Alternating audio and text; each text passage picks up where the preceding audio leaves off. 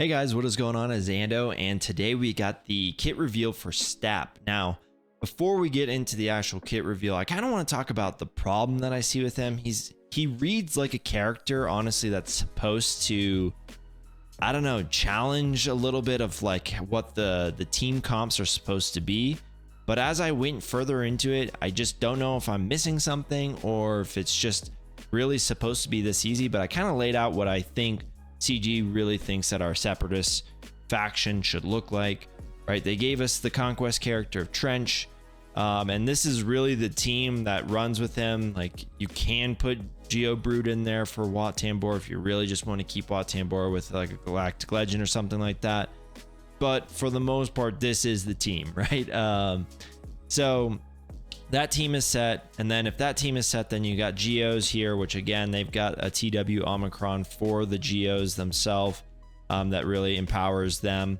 And then for TW, recently we've gotten the General Grievous for TW, and that's with Omicron Droidica.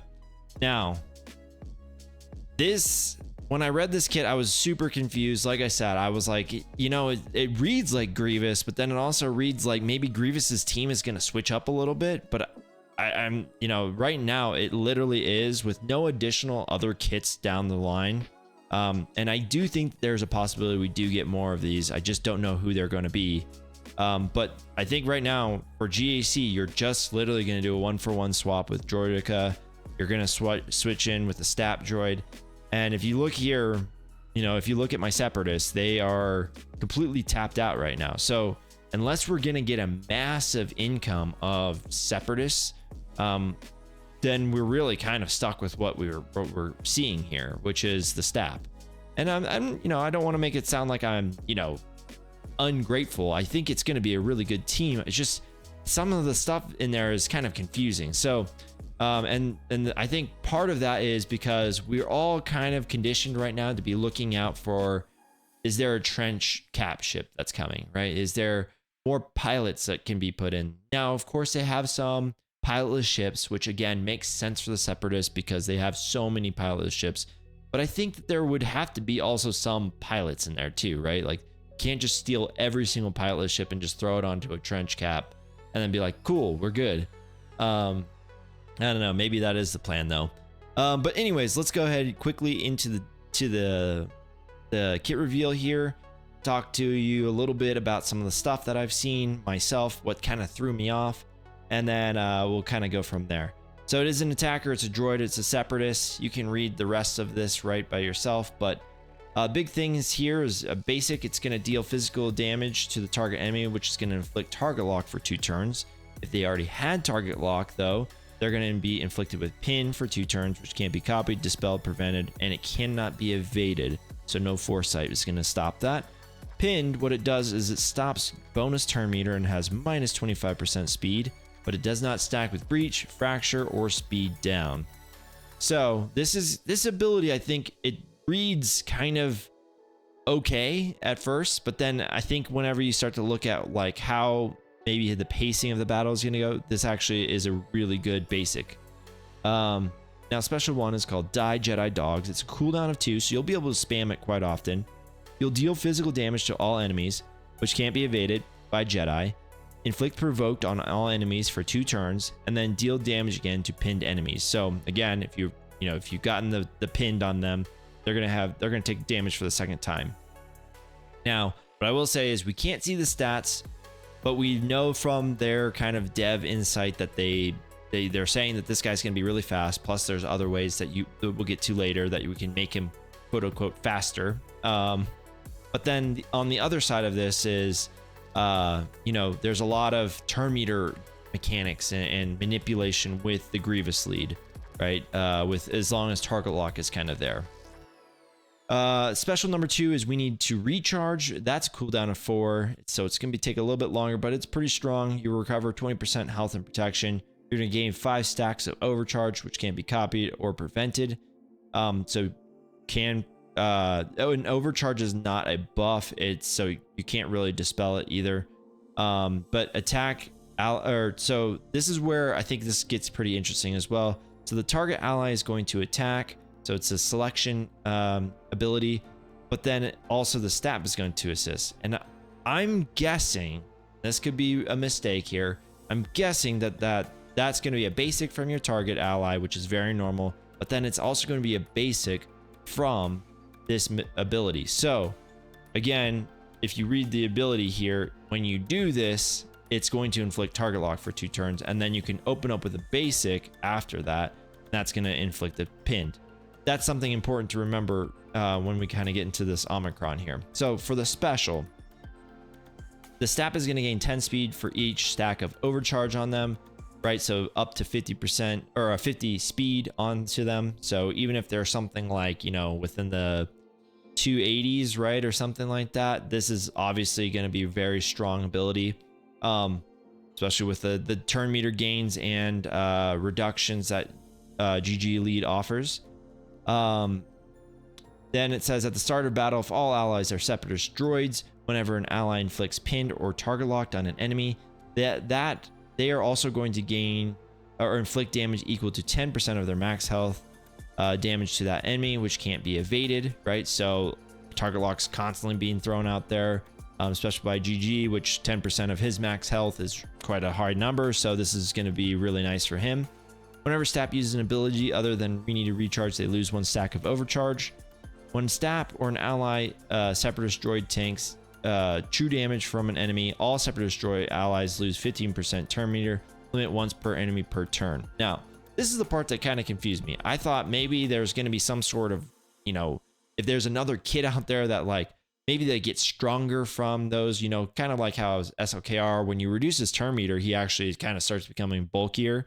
I was like, maybe they're trying to go for that. But then someone in my Discord said, well, maybe they're just trying to stop, you know, JML. What I'm kind of leaning towards is that they're really trying to press this Omicron, and non-Omicrons teams are probably still going to get destroyed and walked by Bad Batch, whereas Omicron teams are not going to get destroyed and walked by Bad Batch. So we'll read the Omicron next.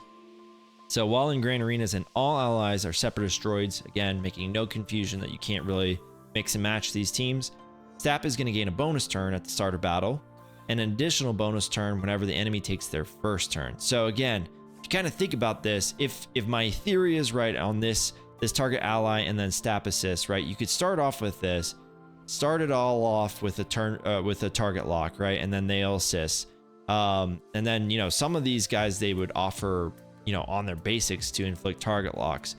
If you can, if this is truly a basic and then your target ally is going first, right, and then like let's just say it is, you know, B2 or B1 and they're doing their basic and it's inflicting target lock, then this condition has already been kind of met right here if they've already have target lock, and you're going to actually put pinned on them immediately. Now again, some of this is you're going to see if this how it plays out, but again, this is sort of how most of these abilities work. So I'm kind of thinking that you're going to start your turn first. You'll probably open here, so that way you can hopefully land target lock on your target enemy that you want to really place pinned on, and then you'll assist, you'll place the pinned on them. They're going to have their minus 25% speed, and then they're going to also have, you know, not going to be able to gain bonus turn meter on all that good stuff. So that should be very interesting. That's a very strong ability. And then on top of that, the next fastest guy that does get to go, you're going to take a bonus turn right after that. So you can kind of get those target locks kind of spammed out there quite quick. When STAP gains overcharge, all allies gain 20% max health stacking for the rest of battle and recover 10% health and protection. Remember, that's already on top of how he's gaining overcharge right now. So that's going to be actually, if you have the Omicron, it's going to be 30% health and protection, with the 20% health stacking being something that helps increase your Grievous's damage, and be able to, you know, kind of have him hit harder. Again, this is kind of goes back to this theory that they really want the non-Omicron ones to still get killed by Bad Batch, but they want the Omicron ones to have something else countering them.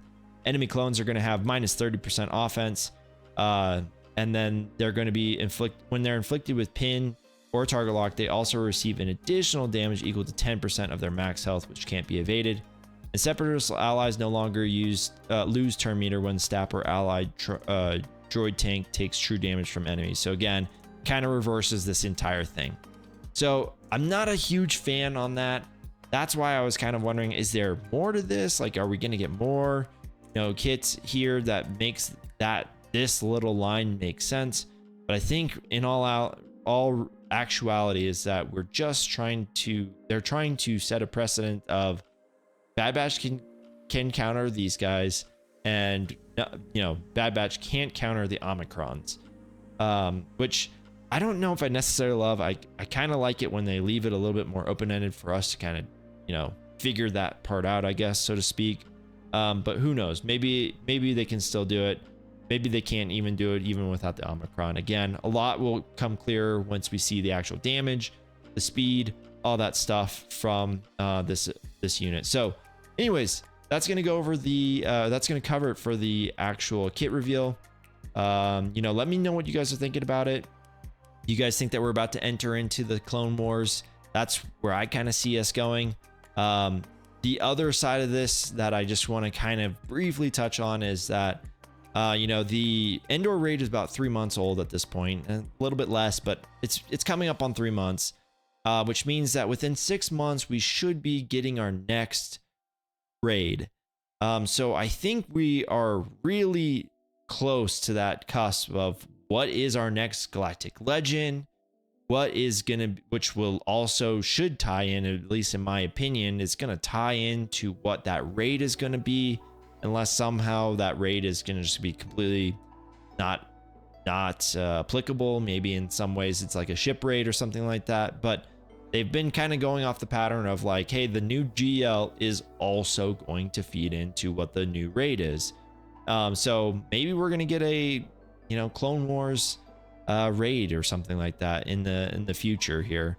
But it should be interesting to see. I know we're all on lookout for the road ahead, but yeah, hopefully we get some more answers in the coming weeks. But let me know what you guys think, and thanks for watching. We'll see you guys in the next one.